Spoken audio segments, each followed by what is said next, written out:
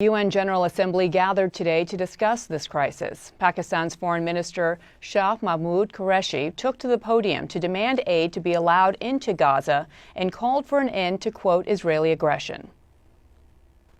A just solution for Palestine is imperative for the maintenance of regional and global peace and security. Clearly, the onus for restoring peace rests on Israel. And the Pakistani Foreign Minister joins me now from New York. Mr. Minister, thank you so much for joining us. It has been a very busy day. From your end, do you hear any talks about a possible ceasefire coming anytime soon? I am convinced the tide is turning. I am convinced the public pressure, the pressure of public opinion is mounting, and ceasefire is inevitable. Israel is losing out. They're losing the media war despite their connections. They are losing the media war. The tide is turning. What are their connections? Deep pockets. What does that mean? Well, they're very influential people. I mean, they control media. I would call that an anti-Semitic remark. Well, you see, the point is they have a lot of influence and they get a lot of coverage. Now, what has balanced that is the citizen journalist who has been reporting, sharing video clips, and that has jolted people, and that has woken up people, and people who were sitting on the fence are today speaking up.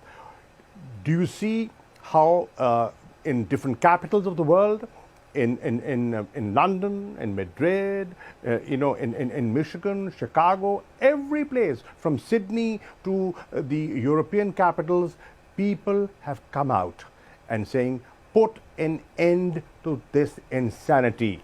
They're calling for an immediate ceasefire. Now, the Security Council has failed in forging a joint statement and coming out with a joint statement and forging a consensus. The General Assembly today is giving a clear message to the Security Council. It is your prime responsibility to ensure peace and security. Please live up to the UN Charter. But, Mr. Ambassador, can we not separate the fact that there are calls for peace and for equal human rights for both sides, for Palestinians and for Israelis, without anti-Semitic talk and rhetoric? And we are seeing an increase in anti-Semitism throughout the world. Many of these protests are showing signs and images of anti-Semitism as well. Shouldn't you be condemning that? I will not justify any rocket attacks, and I cannot justify and I cannot condone the aerial bombardment that is taking place. But what about anti-Semitism? And what about Hamas's role in stopping the rockets? I am saying when you do not engage, when there are no negotiations, when there is occupation, when there's genocide, when there's war crimes, when there's ethnic cleansing, then an extremist element takes advantage of that situation. Avoid it. How do you avoid it? You avoid it by pursuing a two-state solution, by adhering to the Security Council resolutions, respecting them, implementing them, fulfilling the promises that have been made and have been often broken. So, I believe that the answer is Israelis and Palestinians living side by side in peace, and it can only be done through a two-state solution, through negotiations, by cessation of hostilities, and a ceasefire is the first step in that direction. Does that include condemning anti-Semitism and condemning statements? I am not justifying any of that. You began this conversation. I am so sorry. There's so many things I want to talk to you about, but I personally am offended as a journalist. You began this conversation by saying that Israel, suggesting that Israel has, quote, close friends and powerful friends in the media. That is an anti-Semitic trope. No. What I'm saying is the perception Look at the perception the world has. You cannot ignore that, ma'am. But that's a wrong perception. Could be wrong, but that's the perception.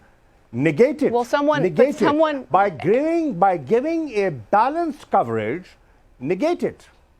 The onus is not on those who are being accused of things that aren't true. It's on people like you in powerful positions to say that that's wrong. Well, what we are saying, what is wrong, and I'm not shying away from that. What I'm saying is, this insanity must come to an end. We must promote dialogue. We must sit and talk, and we must promote peace. Israelis and Palestinians, everybody has a right to live. They have a right to protect their children. Look at what's happening.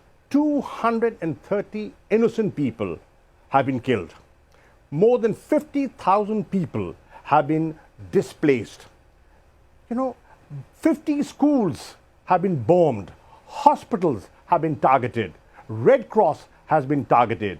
The AP office, media outlets have been targeted. And what they're saying is, okay, if you think there was Hamas presence there, why don't you have an independent investigation?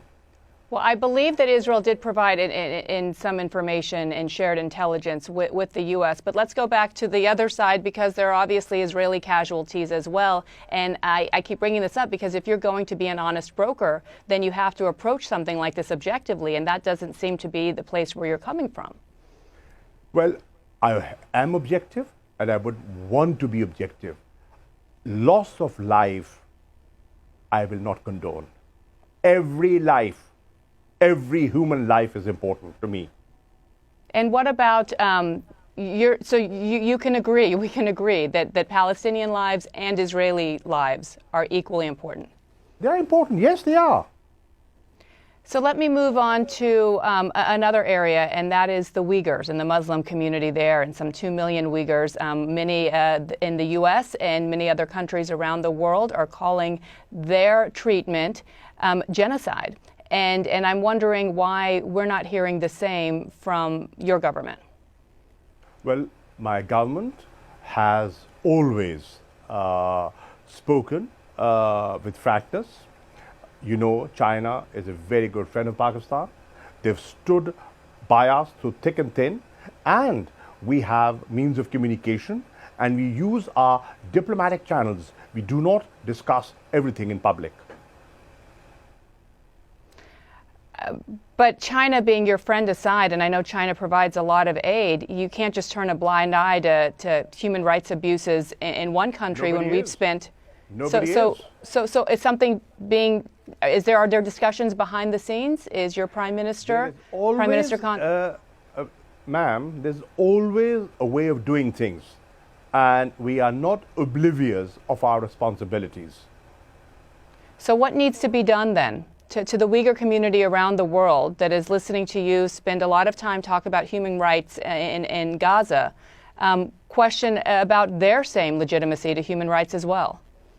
Well, we have been advocating for human rights, whether they are in Gaza or in Indian-occupied Kashmir. Look at the atrocities that have been committed in Kashmir. Does the world talk about it? How many people have talked about it? Let's be fair. Let's have a fair assessment of how much coverage has that got. Mr. Ambassador, I do want to turn to the pandemic, and we'll end. I'm not ambassador. I'm sorry, Mr. Foreign Minister. Let me turn to the pandemic and ask about the latest wave that we've seen in your country, in Pakistan. We've seen an increased number of cases there and deaths. What is being done? How alarming is that? And what does your country need to help in this fight? Biana, to begin with, Pakistan has managed, under the leadership of Prime Minister Imran Khan, the first wave and the second wave reasonably well. We're in the midst of our third wave. Now, if we draw a comparison of the situation in Pakistan and next door, look at the situation on the, what our eastern neighbors facing, there's a huge difference. There are over 4,000 casualties on a daily basis. There's no winner. I'm not pitting you against India. I'm saying that every loss of life is a tragedy. Absolutely, it's a tragedy, and we are sympathetic, and we offered help. You know, I offered help. We said, listen, these are human lives. We're in the same region. We are willing to help. They did not respond, but our offer still stands. What we are doing is we are doing our best to bring the positivity down, and what we need right now is vaccine. We've been gifted vaccine by China. We have bought vaccine, but the vaccine that was promised to us through COVAX did not come in time. And what we need is inoculations to protect our people, the marginalized people, you know, the paramedics, the doctors, you know, the people who are on the front line. So that process is going on. The numbers are increasing, but we need help. Mr. Foreign Minister, thank you so much for your time. I would just ask you personally to please avoid using anti-Semitic tropes that you used at the beginning of our conversation. I think they are very... I have never been anti-Semitic, and I never will be. Okay. We'll leave it there. Thank you so much.